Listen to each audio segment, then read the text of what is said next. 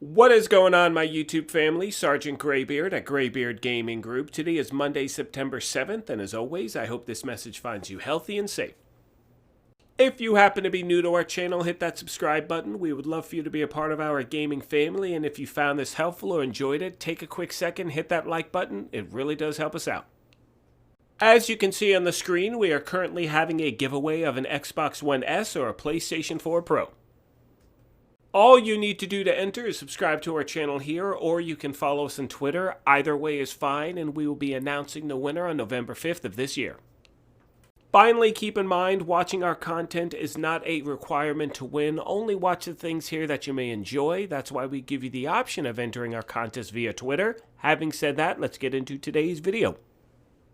Our video today is really geared towards beginners, new players, players coming back to the game who are really looking to level up their character as fast as possible. In our opinion, the best way to really maximize your gameplay in regards to farming for XP is running control points over and over. Therefore, we will be showing you some of our favorite control points to run. We're going to do them on heroic difficulty with 4 directives active. After we show you those control points and go over a few things, we will also show you our build, but we want to start with just a breakdown of where we're going and why we're going there. I happen to only run with 4 directives, usually because I keep Pistolero off. That way I can use my rifle, which gives me a damage increase when it comes to my skill build. And anyway, like I said at the end of the video, I'll go into the build itself, but first thing I want to break down is the XP that you earn. So right now you can see from doing the MLK Memorial Library, I'm going to get about, let's say, about 600,000 each time I run it. Now let's compare that to Lincoln Memorial. So for the same difficulty and the same amount of directives here, and again we'll round up, you'd get about 750,000 XP. Keep in mind as well, the reason I'm rounding up is because I'm taking into account NPC kills, things like that. Here is where time management comes into play. I know that I can clear a heroic checkpoint with 4 directives in about 8 minutes. And when I compare that to running Lincoln Memorial, I know I can clear 2 control points faster than I can clear Lincoln Memorial once. It also means I don't need to worry about running a mission, dying halfway through, having to start over, and also I'm basing this on solo play. As you can see from the footage, the first control point I'm showing you is MLK Memorial Library. You have 2 great vantage points, and the odds of getting flanked are greatly reduced. And as we continue, that's a theme that you will see, because if you are playing on your own and you have certain directives active, you want to make sure, again, you're able to maximize that time.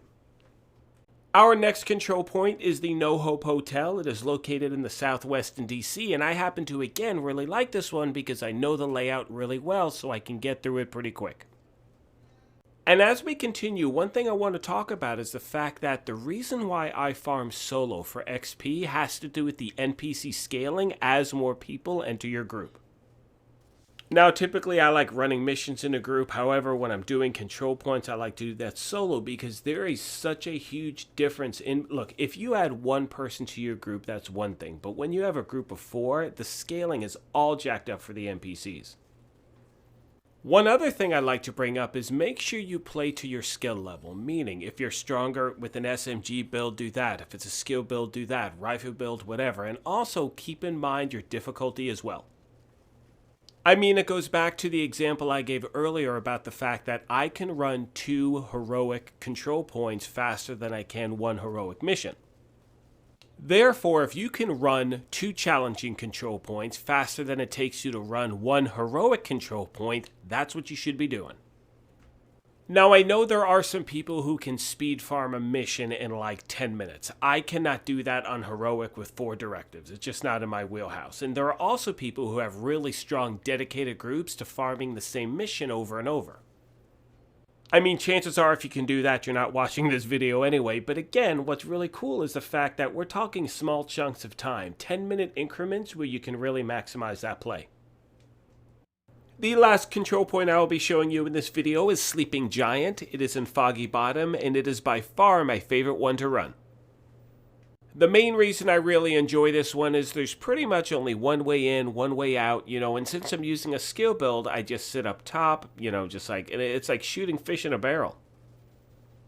And like I said earlier, make sure you pick a control point that is really conducive in regards to your gameplay, so again, you're feeling comfortable with the layout and all that stuff. As most of you know, one of the benefits of doing a control point on Heroic is the fact that you face 2 named enemies, which increases your chance of getting better loot. But again, if it's taking you 20-25 minutes to clear a control point on Heroic, scale it down or partner up with one other person so you can get it done much faster. Now, of course, it'd be great to get both great loot and a lot of XP, but in this method, what we're showing you here today, it is all about XP and getting it as fast as you can. Like I said at the beginning of the video, this is really designed for beginners or new players, so I want to take a quick second and go over the directives to give you a few workarounds that may help. The first directive is cool skills. All you need to do is stagger when you start your skills, and you're going to be stacking skill haste in the build itself. Now, both Fog of War and Hard to Earn can both be countered by being at the type of control point where you know the layouts so you're not getting flanked by NPCs. As I said at the beginning of the video, I typically don't have Pistolero active because I like to have ammo in my rifle because it really amps up my skill build. And you can see it says, hostiles killed with your sidearm are the only way you can get actual ammunition. That is not accurate. You don't need to kill them with your sidearm. You just have to have your sidearm equipped, and it has the chance of other ammo dropping. Finally, you have special ammo. That just means some of the NPCs are armed with different ammunition, but again, with the type of build I'm using, I'm in cover, so you're really not getting hit that much. Finally, I'm going to give you a breakdown of the build I used in this video, and as I've said in prior videos, this build is far from perfect. There are a lot of things that need to be tweaked, but I'm also showing you this to let you know it doesn't have to be perfect to get the job done. As you can see, I'm running the Harmony because of the talent. It is perfectly in sync. Hitting an enemy grants 20% skill damage for 5 seconds. Using a skill or damaging an enemy with a skill grants 20% weapon damage for 5 seconds. Damage increases are doubled when both buffs are active at the same time. The mask is Wyvern wear, so I get that 10% skill bonus, and as you can see, the attributes are all skill haste and skill damage. And real quick, for this build, I'm doing 1 Wyvern, 3 Murakami, and 2 Hana Yu. The next piece is a Murakami chest piece, and as you can see, like I said earlier, this is the part that really needs to be changed. I mean, you can see the talent on there, Intimidate. It really doesn't help me with this build at all. I have had the worst luck in finding Hana Yu and Murakami stuff, but I keep farming. But again, the build does do its job. Next, we have the holster. It is a Hana Yu one, and on this one, it is maxed out for skill haste and skill damage. Moving on to the knee pads, we have Murakami. Again, skill haste and skill damage. Making our way to the gloves, that is our third piece of Murakami, and again, I wish that they were a little bit different. I've got the skill damage, but then there's hazard protection. I wish that was a yellow, but again, it's all I got so far. Finally, our second piece of Hana Yu is the Force Multiplier named Backpack, and that is because it has the talent Perfect Combined Arms.